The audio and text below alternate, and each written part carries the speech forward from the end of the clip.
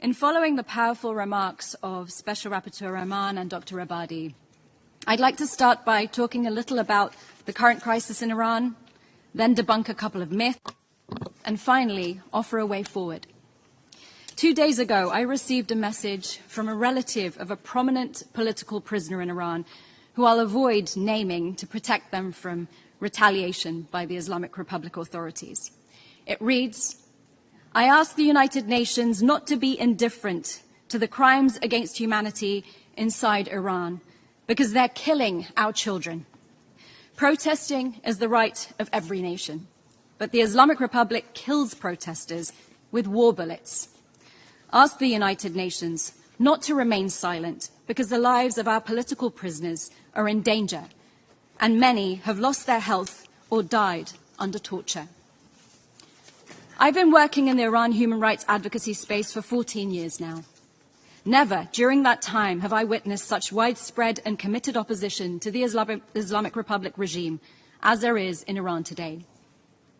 While Iran has become accustomed to mass protests nearly once every decade, neither the student protests of 1999 nor the Green Movement of 2009 or even the more recent November 2019 protests compare in fervour or magnitude to the current protests, in which, for the first time since the inception of the theocracy in 1979, people are not only openly opposing 83-year-old Supreme Leader Ali Khamenei, which they'd started to do in 2017, but are actively fighting back to defend themselves against the security forces and tearing down billboards and burning pictures of the founder of the Islamic Republic, Ayatollah Khomeini. As always, due to the lack of transparency, the number of protesters killed, including women and children, are likely to be much higher than reports suggest. They've been killed with batons to the head and bullets to the neck, even as they ran for their lives. But the most unprecedented part of these protests is that they have been female-led. The murder in custody of the 22-year-old Kurdish Iranian woman, Mahsa Jina Amini, arrested for inappropriate hijab, was the powder keg moment that ignited this most recent uprising. Women have taken to the streets and are not only removing and waving their headscarves, but setting them ablaze and cutting their hair in protest.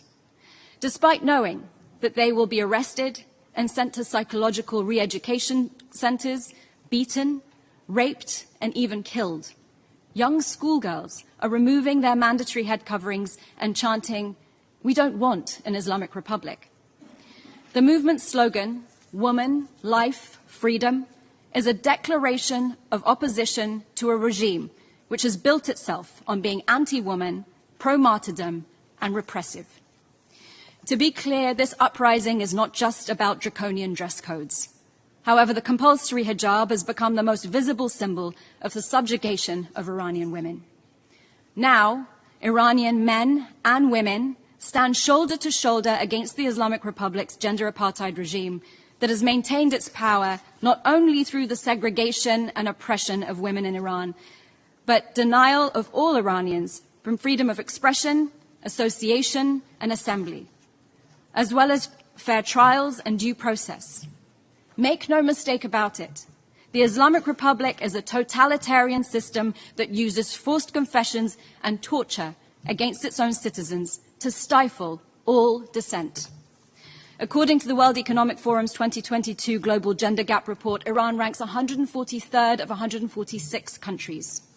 The Islamic Republic exemplifies why countries with the most discriminatory laws and attitudes towards women tend to also experience the greatest turmoil, which in turn compromises international peace and security. This brings us to the first myth, which has sadly been perpetuated not only by representatives of the regime in Iran, but also by global pundits. And that's the myth that compulsory hijab is a cultural issue that we shouldn't interfere with. But you don't need to subjugate people into observing cultural norms, where schoolgirls are defying a lifetime of indoctrination by rising up in classrooms, and people are taking to the streets in their tens of thousands to protest something, despite the risk of death at the hands of the authorities. You can safely assume that's not part of their culture. Coercion that violates human rights has no place in any culture, and Iranians are risking everything for the world to understand this. Another myth is that this regime is reformable. However, the 43-year case study of the Islamic Republic has proven otherwise. The supreme leader has, during this time, consolidated all levers of coercive state power, and Iranians and the world have repeatedly been hoodwinked to think that presidential elections, which have never been free or fair, would make a difference for them. But elections in Iran are theatre. The rise to the presidency of Ebrahim Raisi, who has been a pillar of the oppressive state, implicated in crimes against humanity, and whose leadership harkens back to 1980s Iran, is proof enough that a culture of impunity reigns supreme in Iran, and the theocracy is impervious to reform. I firmly believe the future of Iran can only be written by its own people on its own streets. But no country can go it alone in its pursuit of freedom and self-determination. This body has an important role to play in assisting nations in crisis. Because the Islamic Republic isn't just a threat to its own people, its human rights abuses have become one of its primary exports. The catalogue of abuses by the regime in Iran and around the world is well documented. Throughout its history, the Islamic Republic regime has taken foreign hostages to use as political bargaining chips, and it's intimidated, abducted, and assassinated dozens of dissidents beyond its borders, including recent attempts on the lives of prominent writers and activists just miles away from where we're currently gathered. The potential for the current protests to transform Iran from theocracy to representative government could be a geopolitical game changer and the single most important key to bringing about stability in the Middle East. That's why I believe in building global unity and regional capacity against the Islamic Republic's crimes under international law, including human rights abuses. That's what the Iranian people want from us, and to stop turning a blind eye to their suffering in order to fulfill our own political objectives. For decades, we've only responded to the symptoms of the Islamic Republic's hostile activities, with a focus on countering Iran's nuclear ambitions and regional aggression.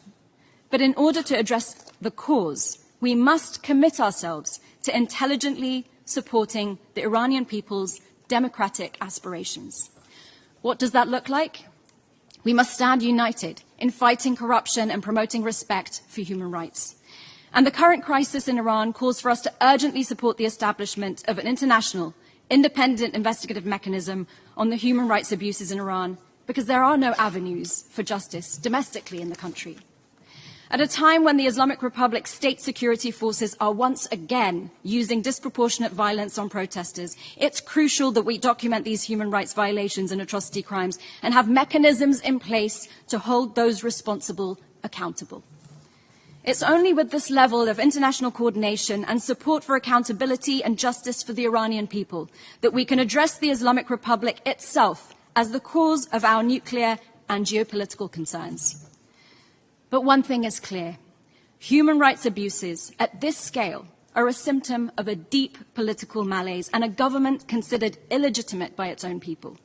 Human rights are intricately bound with respect for the rule of law, and there can be no good governance in the long run without the rule of law. Good and law-abiding governance not only make for better regional neighbours, but also cooperative members of the international community. An Iran that is more respectful of and representative of its citizens will help this august body achieve its central mission, the maintenance of international peace and security. While the Islamic Republic doesn't represent Iran's 2,500 years of rich history and culture, I'll leave you with something that does.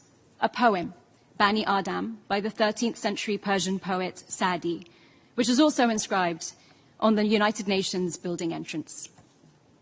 Human beings are a member of a whole, in creation of one essence and soul. If one member is afflicted with pain, other members uneasy remain. If you have no sympathy for human pain, the name of human you cannot retain. The international community should want what the courageous demonstrators in Iran want. It's time for us to stop abetting the Islamic Republic of Iran and start supporting the freedom-loving people of Iran. Thank you.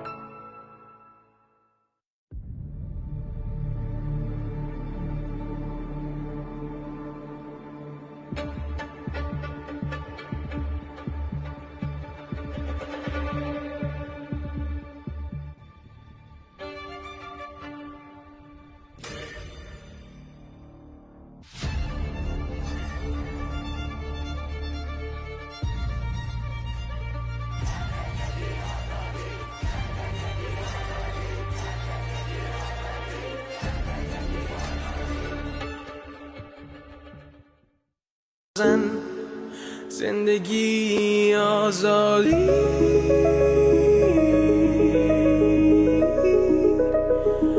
برای آزادی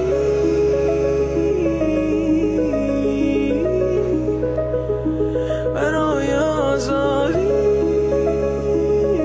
Olá, o meu nome é Vitor Raposo, sou um artista português e o meu coração está com as mulheres do Irão e todas as pessoas que lutam pela liberdade.